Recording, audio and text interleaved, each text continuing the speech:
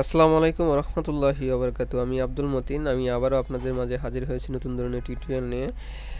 তো আমার টিউটোরিয়াল যারা দেখছেন তাদেরকে আমি স্বাগতম জানাচ্ছি এবং আমি আপনাদেরকে বলতে চাই, যারা আমাদের টিউটোরিয়ালটা নতুন দেখছেন তারা অবশ্যই আমাদের চ্যানেলটাকে সাবস্ক্রাইব করবেন এবং পরবর্তী টিউটোরিয়াল যাতে আমি দিতে পারি সেজন্য আমাকে উৎসাহিত করার জন্য অবশ্যই লাইক, কমেন্ট, শেয়ার করবেন।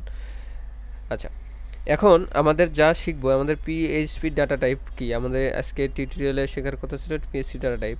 তো পিএইচপি ডাটা টাইপ বেশ কয়েক ধরনের আছে, সেই বিষয় নিয়ে আমি আজকে আলোচনা করব। তো আমি আপনাদের জন্য বেশ কিছু ডাটা টাইপ এখানে তুলে ধরছি। এখানে আমি শর্টকাট করানোর জন্য আমি এখানে আগে লিখে রাখছি। তো ডাটা টাইপ বিভিন্ন ধরনের হয়ে থাকে। তো তার ভিতরে এক নম্বর হলো স্ট্রিং। আমরা এখানে লিখে রাখছি স্ট্রিং, ইন্টিজার, তারপরে ফ্লোট, ডাবল, তারপরে আমরা অ্যারে, অবজেক্ট, নাল এবং রিসোর্স, এই কয়েক ধরনের আছে। তো প্রথমে আমরা যেটা আছে সেটা হলো স্ট্রিং। স্ট্রিং কাকে বলে সেই স্ট্রিং নিয়ে আজকে আলোচনা করব। তো চলুন, যারা আমার এই টিউটোরিয়ালগুলো দেখছেন তাদেরকে আমি স্বাগতম এবং বলবো যে আমার টিউটোরিয়ালটি অবশ্যই সাবস্ক্রাইব করবেন। তো এখানে আমাদের যেখানে যেতে হবে, আমরা ওয়াম সার্ভারে গিয়ে বা যাদের ওয়াম আছে তারা ওয়াম ব্যবহার করবেন এবং যারা জ্যাম আছে তারা এইচটি ডক্সের ভিতরে গিয়ে এখানে পিএইচপি আমরা যে ফাইলটাতে কাজ করছি, ডকুমেন্ট ফাইলটাতে কাজ করছি, সেখানে গিয়ে আমাদের একটা নিউ ডকুমেন্ট নিব। নিউ ডকুমেন্টে টেক্সট ডকুমেন্টে আমি লিখলাম যে ডাটা টাইপ ডট পিএইচপি। ওকে, তো আমি আপনাদেরকে আগেই বলে রাখি আজকে আমাদের টিউটোরিয়ালটা একটু বড় হইতে পারে, কারণ কেননা আমাদের অনেকগুলো শিখতে হবে। এখানে 1 থেকে 8 পর্যন্ত আমরা এদের বিশ্লেষণ শিখব। এই জন্য আমাদের টিউটোরিয়ালটা একটু বড় হতে পারে। আপনারা মনোযোগ সহকারে একটু দেখবেন, তাহলে আমি আশা রাখি যে এগুলো খুবই গুরুত্বপূর্ণ এবং আমি আশা রাখি আপনারা খুব মনোযোগ সহকারে দেখবেন। তো চলুন, প্রথমে আছে আমাদের স্ট্রিং। স্ট্রিংটা কি সেই বিষয় নিয়ে আমি আজকে আলোচনা করব। আচ্ছা, প্রথমে স্ট্রিং বলতে আমরা যেটা বুঝি যে ডাবল কোটেশন এবং সিঙ্গেল কোটেশন এর ভিতরে, অর্থাৎ এর ভিতরে আমরা যে টেক্সটগুলো দিয়ে থাকি এদেরকেই বলা হয় আমরা স্ট্রিং। যেমন আমি এখানে ইকো, আমি যদি একটা ইকোর ভিতরে আমি সিঙ্গেল কোটেশন দেই, সিঙ্গেল কোটেশনের ভিতরে আমি যাই লিখবো না কেন, আমি I I love PHP PHP আমি এটা দিলাম। এটা একটা স্ট্রিং এটার ভিতরে, অর্থাৎ সিঙ্গেল কোটেশন, এটাই একটা স্ট্রিং হিসেবে গণ্য করা হয়। তাহলে এটাকে যদি আমরা ইকো করাই তাহলে আমাদের কি করতে হবে, ইকো, এখানে আমরা আমাদের ডাটা টাইপে যাব। ডাটা টাইপে গিয়ে আমাদের আই লাভ পিএইচপি। আচ্ছা, এখন এটাকে যদি আমরা কপি করে, এটাকে আমরা কপি করে আমরা যদি সেকেন্ড ডাবল কোটেশনের মধ্যে দেই, ধরেন এটা দিলাম, এখানে আমরা ডাবল কোটেশন দিলাম, সেম জিনিসই কিন্তু আমাদের এখানে দেখাবে। এখানে আমরা একটু বিআর দিচ্ছি, এখানে কিন্তু সেম জিনিসই দেখাচ্ছে। কেন এখানে আমি এখানে শর্তই আছে ওদের যে ডাবল কোটেশন অর্থাৎ সিঙ্গেল কোটেশনের মধ্যে যে টেক্সটগুলো আমরা দিতে পারি, দেই ক্যারেক্টার বা ওয়ার্ড দেই, এগুলোই আপনাকে স্ট্রিং হিসেবে গণ্য করা হয়ে থাকে। তো এটাই মূলত স্ট্রিং। আচ্ছা, স্ট্রিংয়ের আরও কিছু বেশ ব্যবহার আছে, সেই ব্যবহার বিষয়ে আমরা আলোচনা করব। স্ট্রিং, এখন স্ট্রিংয়ে ভেরিয়েবল কীভাবে ব্যবহার করে একটা আমরা দেখি। যে স্ট্রিং আমরা এটা নিলাম, স্ট্রিং ধরেন এটা নিয়ে $সাইন এক্স এক্স সমান সমান নিলাম ইকুয়াল যে আই লাভ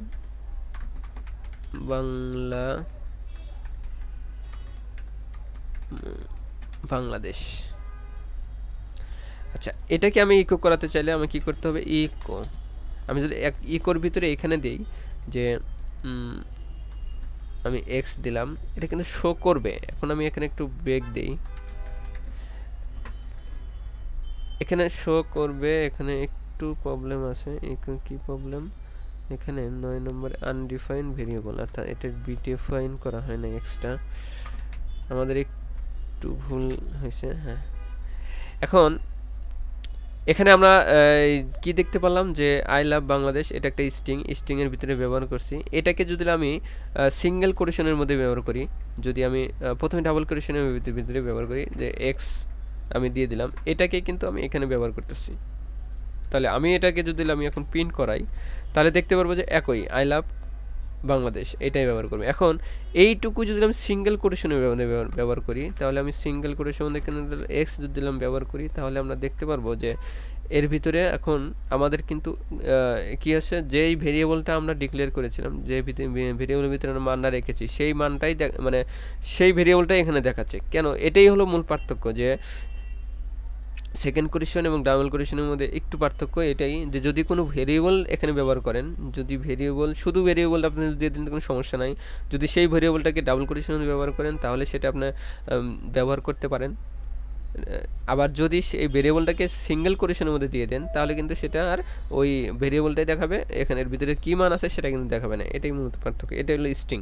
তো এবার আমরা শিখবো যে ইন্টেজার কি। ইন্টেজার আমরা এখানে প্রথমে আমরা শিখলাম হলো স্ট্রিং শিখে গেলাম, এবার আমাদের শিখতে হবে ইন্টেজার।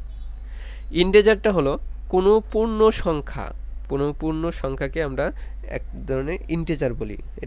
এদের কিছু রুলস আছে, সেই রুলসগুলো আমাদের মেনে চলতে হবে। তো প্রথমে এদের একটা ডিজিট লিখতে হবে, 1 2 3 4 5, এদেরকে এ টু জেড, মানে এ টু জেড না, মানে 0 থেকে 10 পর্যন্ত যে মানগুলো আছে এটা একটা ডিজিট, 1 ডিজিট 2 ডিজিট, এই প্রত্যেকটা ডিজিটকে আমরা ইন্টেজার করি। এর ভিতরে কোনো দশমিক সংখ্যা থাকা যাবে না। আচ্ছা, তারপরে এগুলো পজিটিভও হতে পারে এবং নেগেটিভও হতে পারে, কোনো সমস্যা নাই। তাহলে আমরা লাইভে দেখি যে এটা কি ধরনের হতে পারে। তাহলে লাইভটা যদি আমরা দেখতে চাই তাহলে এটা এবার কেটে দিচ্ছি। এবার আমরা দেখব যে স্ট্রিং কি, সরি, তার আগে আমি আরও একটা জিনিস ভুলেই গিয়েছি, তা এটা আমি শেখাচ্ছি যে এটা একটা স্ট্রিং কিনা, আমি এটা পরীক্ষা করতে চাই যে এটা কি স্ট্রিং কি না, স্ট্রিং নাকি ফ্লোট নাকি ডাবল, না এটা কি। আমরা এটা পরীক্ষা করার জন্য আমাদের এখানে একটা বিল্ট ইন ফাংশন আছে, সেই বিল্ট ইন ফাংশনটা ব্যবহার করতে হবে। এটাকে ভারডাম বলা হয়। ভারডামের মধ্যে আমরা যদি কন্ট্রোল মানে $x দেই তাহলে আমাদের কি করতে হবে, এটা যদি আমরা প্রিন্ট করি এখন আমরা দেখব যে এটা একটা স্ট্রিং, যে এটা আমরা স্ট্রিং কেন বুঝতে পারলাম যে স্ট্রিং, এখানে বুঝে দিচ্ছি যে স্ট্রিং এর ভিতরে মানে 17টা ক্যারেক্টার আছে। আচ্ছা, এইবার আসি আমরা এখানে $, যে কোনো একটা মান দিয়ে দিলাম, x ইকুয়াল টু আমরা স্ট্রিং নিলাম, ইন্টেজার নিলাম। এই এটা ইন্টেজার সংখ্যা কিনা সেটা আমরা যদি পরীক্ষা করতে চাই তাহলে আমাদের কি করতে হবে, প্রথমে আমরা যদি এটাই শো করতে চাই তাহলে আমরা ইকো কি করতে হবে, ইকো $x যদি দেই তাহলে আমরা এখানে দেখতে পারবো যে এখানে আমরা এটা শো করতেছে। আচ্ছা, এখন এটাকে যদি আমরা পরীক্ষা করতে চাই এটা স্ট্রিং নাকি একটা ডাবল নাকি ইন্টেজার, এটা আমরা কীভাবে ব্যবহার দেখব, তাহলে আমরা এখানে দিব হলো ভারডাম। যদি আমরা ভারডাম দিয়ে এখানে আমরা যদি এক্স দিয়ে দিই শেষে সেমিকোলন দিয়ে, তাহলে আমরা দেখতে পারবো যে এটা স্ট্রিং, এটা একটা স্ট্রিং, সরি আমি বারবার স্ট্রিং বলেছি, এটা একটা ইন্টেজার, এটা ইন্টেজার একটা মান। এটাই মূলত ইন্টেজার ব্যবহার করার খুঁজে বের করার একটা পদ্ধতি, এটা একটা বিল্ট ইন ফাংশন। এইভাবে আমরা বুঝতে পারবো যে এটা ইন্টেজার না স্ট্রিং। তাহলে এবার আমরা শিখবো যে এখানে ফ্লোট কোনটা, এবার ফ্লোটটা আমরা শিখবো। ফ্লোট, তাহলে আমরা বুঝতে পারলাম যে ইন্টেজার কোনটা, পূর্ণ সংখ্যাকে আমরা ইন্টেজার বলা হয়। এবার আমরা শিখবো ফ্লোট। ফ্লোটটা আমরা বলতে পারি এখানে এই মানটাকে যদি আমরা কোনো মান, অর্থাৎ কোনো মানের ভিতরে যদি আমরা দশমিক সংখ্যা ব্যবহার করি তাহলে সেক্ষেত্রে আমরা ওটাকে বলা হয় যে এটা একটা ফ্লোট। তাহলে আমি এখানে দিলাম ডট। তাহলে এইটা যদি এইবার আমি পরীক্ষা করি, এই ইন্টেজার সংখ্যাকে আমরা ফ্লোটে নিতে গেলে একটা দশমিক দিতে হবে। তাহলে এইবার যদি আমরা এখানে প্রিন্ট করি তাহলে আমাদের দেখাবে যে এটা একটা ফ্লোট ডাটা টাইপ। এটাই মূলত ফ্লোট আর ইন্টেজার পার্থক্য হলো এখানে দশমিক দেবে, এখানে মাইনাস থাকতে পারে, আমরা মাইনাস দিতে পারি, এটাও তাও একটা ফ্লোট। আবার এখানে যদি এটা উঠে দিই তাহলে এটা মাইনাস থাকতে পারে, এটা একটা ইন্টেজার হবে, এটা ইন্টেজার। তো এটাই হলো ইন্টেজার এবং ফ্লোটের মধ্যে পার্থক্য। তো এবার আসি যে এবার পরবর্তীতে আছে একটা বুলিয়ান। বুলিয়ান মানে কি, বুলিয়ান মানে ট্রু আর ফলস, ট্রু আর ফলসকে আমরা বুলিয়ান বলা হয়। ট্রু আর ফলস কি, এখানে যে কোনো একটা মান নিলাম ট্রু নিয়ে এখানে এদেরকে একটা ভারডাম বলি, এদেরকে এটা কি ট্রু, এটা যদি আমরা পরীক্ষা করতে চাই এটা কি কোন ধরনের ডাটা টাইপ, তাহলে আমাদের এখানে বলে দিবে যে এটা এক ধরনের বুলিয়ান ট্রু, এটা ট্রু আছে। তো এখানে আমি ট্রু এটা কি মানে সত্য কি না মিথ্যা এটাকে পরীক্ষা করার জন্য আমাদের কি করতে হবে, ইকো যদি এক্স দিয়ে দেই তাহলে আমাদের দিবে হলো 1। যদি 1 থাকে তাহলে বুঝতে হবে এটা সত্য। তাহলে এখানে 1 আছে, তার মানে 0 এবং 1 এদেরকে 0 কে বলা হয় ফলস এবং 2 কে বলা হয় 1। তাহলে আমরা বুঝতে পারলাম যে বুলিয়ানটা 0 এবং 1। আচ্ছা, সত্য এবং মিথ্যা। তাহলে আমরা এবার 4 নম্বরটা গেল। এবার আমরা শিখব অ্যারে। অ্যারেটা কি? অ্যারেটা হলো এক ধরনের, এর এমন একটা, এরা কিন্তু অনেক ব্যবহার আছে, মানে সেক্ষেত্রে আমরা আরও ভালো টিউটোরিয়াল তৈরি করব অ্যারে দিয়ে। অ্যারের অনেক কাজ আছে। তো অ্যারেটা বলতে বোঝায় যে একটা ভেরিয়েবলের ভিতরে একাধিক মান রাখাকে আমরা কি বলা হয়, অ্যারে। অর্থাৎ আমরা ভেরিয়েবল শিখেছি, অর্থাৎ কোনো একটা পাত্রের ভিতরে একাধিক মান রাখাকে আমরা বলি হলো অ্যারে। যেমন ধরি এখানে আমি দিলাম যে $কার্স ইকুয়াল, এখানে অ্যারে লিখতে হবে। অ্যারে একটা বিল্ট ইন ফাংশন, অ্যারে লিখলাম। এটা শেষ করতে হবে, এটা ফার্স্ট ব্র্যাকেট দিয়ে। এর ভিতরে আমাদের লিখতে হবে যে আমাদের কি কি ডাটা রাখতে চাই এর ভিতরে। স্ট্রিং আকারে আমরা স্ট্রিং আকারে দিই, আর যে আকারে দিই কেন, আমি এখানে স্ট্রিং দিলাম, পরবর্তী দিলাম হলো আমরা আমাদের ইন্টিজার, পরবর্তীতে আবার দিলাম হলো আমাদের আমরা এখানেও আবার আরেকটা দিয়ে দিই, ইচ্ছা মতো আপনি দিতে পারেন এখানে। তো প্রথমে আমি যেটা দিচ্ছি সেটা হলো এখানে প্রথমে আমরা দিচ্ছি হলো বলবো আপনি 20 এখানে দিতে পারেন ইচ্ছা মতো। আমি তারপরে দিলাম টয়টা।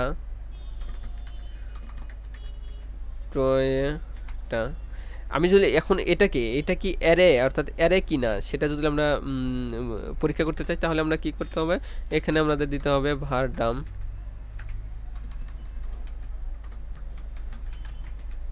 ভারডাম। এর ভিতরে এখন আমাদের দিতে হবে কার্স। এবার এটাকে যদি আমি এখানে প্রিন্ট করাই তাহলে দেখতে পাচ্ছি যে এটা একটা ভারডাম, মানে এটা একটা অ্যারে। ভারডাম দিয়ে আমরা পরীক্ষা করে দেখলাম। তো এখন এটাকে যদি আমরা কি কি মান আছে সেটা আমরা যেমন দেখতে চাই, এখানে প্রথম যেটা আছে সেটা হলো বলবো, তারপরে আমরা 20 দিয়েছি, তারপরে আমরা আমাদের টয়টা দিয়েছি, এখানে 3টা মান দিয়েছি। 3টা মানটা কিন্তু একটা অ্যারের ভিতরে, একটা ভেরিয়েবলের ভিতরে রাখছি, তো সেটা অ্যারে আকারে। আচ্ছা, অ্যারেকে প্রথম গণনা করা হয়। প্রথমে এখানে 3টা মান আছে, 1 2 3।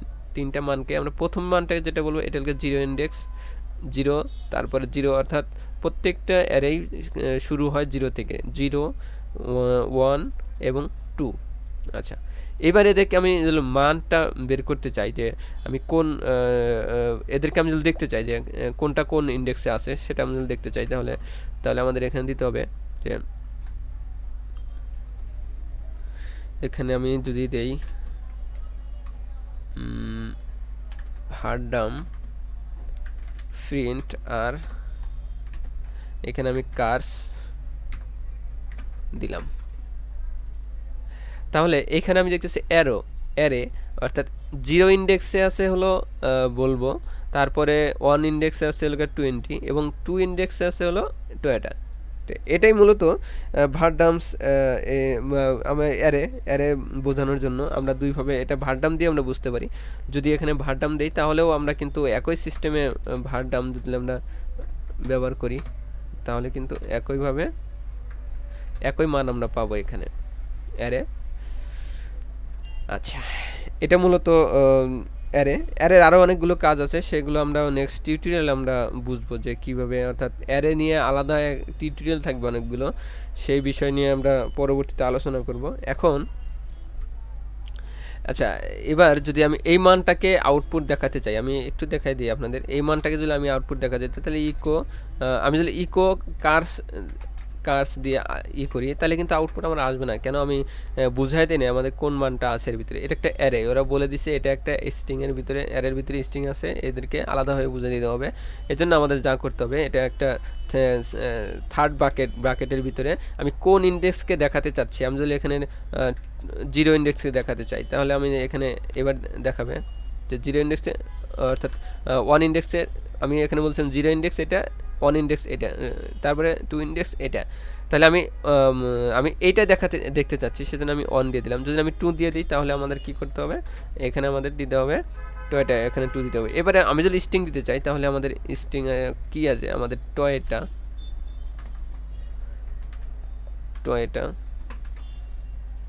আচ্ছা, এটা এখানে আমার আসবে না, এখানে আমি আলাদাভাবে বোঝাচ্ছি। এখানে আমরা আপাতত 2 দিয়ে দিলাম। আচ্ছা, এটা আমাদের আসলো। আমরা পরবর্তীতে এগুলো নিয়ে আলোচনা করব। তো এইবার আমাদের যেটা করতে হবে, অবজেক্টটা কি? অবজেক্ট হলো, আমি এক কথায় আমি বলি যে কোনো একটা প্রাণীর যে সকল বৈশিষ্ট্য আছে সেই বৈশিষ্ট্যগুলোকে আমরা কি বলা হয়, সেই বৈশিষ্ট্যগুলো বলা হয় অবজেক্ট, এক কথায় প্রকাশ। যেটা আমি বুঝি, এটা অবজেক্ট হলো এক ধরনের অবজেক্ট ওরিয়েন্ট প্রোগ্রামিংয়ের এলিমেন্ট, এগুলোকে বলা হয়। তো আমি আমার ভাষায় আমি যেটা বলি যে অবজেক্টটা হলো কোনো একটা প্রাণীর বা কোনো একটা বস্তুর যে যে বৈশিষ্ট্যগুলো থাকে সেই বৈশিষ্ট্যগুলোকেই আমরা অবজেক্ট বলি। যেমন আমি যদি মানুষকেই একটা প্রাণী হিসেবে ধরি, সেই মানুষটার ভিতরে কি আছে, যে সে মানুষটা কি কালো, বা সে মানুষটা কি ধলা মানে ফর্সা, বা সে মানুষটা কি লম্বা কিনা, সে কি কালারের কাপড় পরেছে, এই প্রত্যেকটাকেই আমরা এক একটা অবজেক্ট বলি। তো আমরা যখন আরো ক্লাস করব, যে অবজেক্ট ওরিয়েন্ট ক্লাস করব, তখন এই বিষয় নিয়ে আরো আলোচনা করা হবে। তো সেই বিষয় নিয়ে আমরা পরে আলোচনা করা হবে। তো এখানে যদি অবজেক্ট আমরা শিখাতে চাই তাহলে আরো অনেক বড় ক্লাস নিতে হবে। তো আমরা এখানে অবজেক্টটা একটু বাদ দিচ্ছি, যে অবজেক্টটা যদি আমরা পরে শিখাই এটাই আমাদের বেটার হবে। তো এই বিষয় নিয়ে পরে আলোচনা করা হবে। এখানে এবার আসে নালটা হলো, এখানে নাল মানে আমরা জিরো বুঝি। নাল বলতে আমরা যা বুঝি হলো জিরো। তো এর ভিতরে যদি কোনো একটা মান থাকে, ধরেন আমি একটা ভেরিয়েবল নিলাম এক্স, সেই এক্সের ভিতরে আমি একটা মান নিলাম, সেই মানটাকে আমি আউটপুটে শো করাতে চাই। কীভাবে দেখুন, আমি এটাকে বাদ দিলাম, ধরুন এক্স ইকুয়াল টু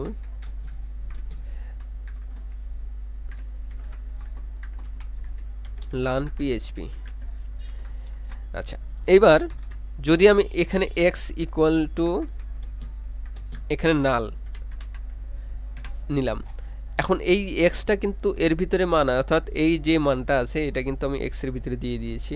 সেই মানটাকে আমি যদি শো করাতে চাই, বা আমি বলে দিছি যে এক্স এর ভিতরে যে মানটা আছে এখন সে আবার নাল করে দিয়েছে, তার মানে জিরো করে দিয়েছে। এখন আমি এটাকে যদি ইকো করতে চাই, তাহলে আমি কন্ট্রোল এক্স, অর্থাৎ $x দিয়ে আমি যদি এটাকে প্রিন্ট করাতে চাই, তাহলে আমি এখানে দেখতে পারবো কিছুই শো করবে না। কেন? এখানে মানটাকে সে জিরো করে দিয়েছে। তা আমি এখানে যদি একটা পরীক্ষা করি যে var dam কন্ট্রোল এক্স, তাহলে সে এখানে নাল মানে জিরো, নাল মানে আমরা কি বুঝবো, যে নাল মানে সে জিরো করে দিয়েছে, এটাই মান বুঝায়। আচ্ছা, তো আমাদের টিউটোরিয়ালটা অনেক বড় হয়ে গেছে, রিসোর্সের খুব একটা কাজে লাগে না, সেজন্য আমরা খুব একটা এখন শিখবো না। পরবর্তীতে হয়তো যদি কোনো কাজে লাগে তাহলে সেক্ষেত্রে আমরা রিসোর্সটা শিখে নিব। তো এ পর্যায়ে আমরা যা শিখলাম অবশ্যই গুরুত্বপূর্ণ জিনিসই শিখলাম।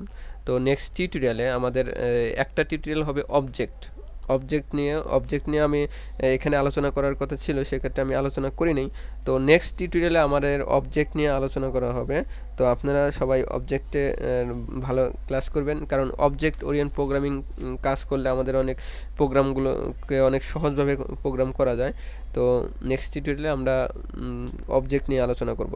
তো আজকে এ পর্যন্তই থাক। তো নেক্সট টিউটোরিয়াল পাওয়ার জন্য অবশ্যই আপনারা সাবস্ক্রাইব করবেন। ভালো থাকবেন। তো আসসালামু আলাইকুম।